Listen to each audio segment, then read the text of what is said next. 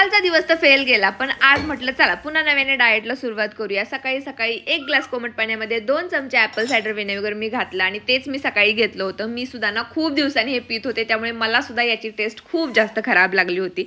आता थंडी पडली आहे, त्यामुळे त्याची थोडीशी तयारी केली आणि आज आम्ही निघालो होतो वॉकसाठी. शूज वगैरे अजून घेतलेले नाहीयेत, कारण म्हटलं 15 दिवस तरी आधी ही गोष्ट आपण कंटिन्यू करूया आणि त्यानंतरच लागणारी खरेदी करूया. तर आज पहिला दिवस होता. 2 किलोमीटर आम्ही चालून आलो आणि हा आहे आमच्याकडे सकाळी-सकाळी सूर्योदय. एवढे दिवस पाऊस होता आणि अचानकच एवढी जास्त थंडी पडली आहे की घरातून बाहेर पडायलाच नको वाटतंय. आणि ज्यावेळेस आम्ही लहान होतो ना, त्यावेळेस आम्हाला मलिदा खायला खूप जास्त आवडायचा. म्हणजे आम्हा तिघा बहीण भावंडांना सुद्धा मलिदा खायला आवडायचा. आणि आता लग्न झाल्यानंतर मला हे समजलं की मलिदा म्हसोबाला नैवेद्य दाखवण्यासाठी सुद्धा बनवतात. तर आज मी त्यासाठीच हा बनवला होता. एक गोष्ट चांगली झाली आहे की अभिच्या शाळेचा टायमिंग आता चेंज झालाय.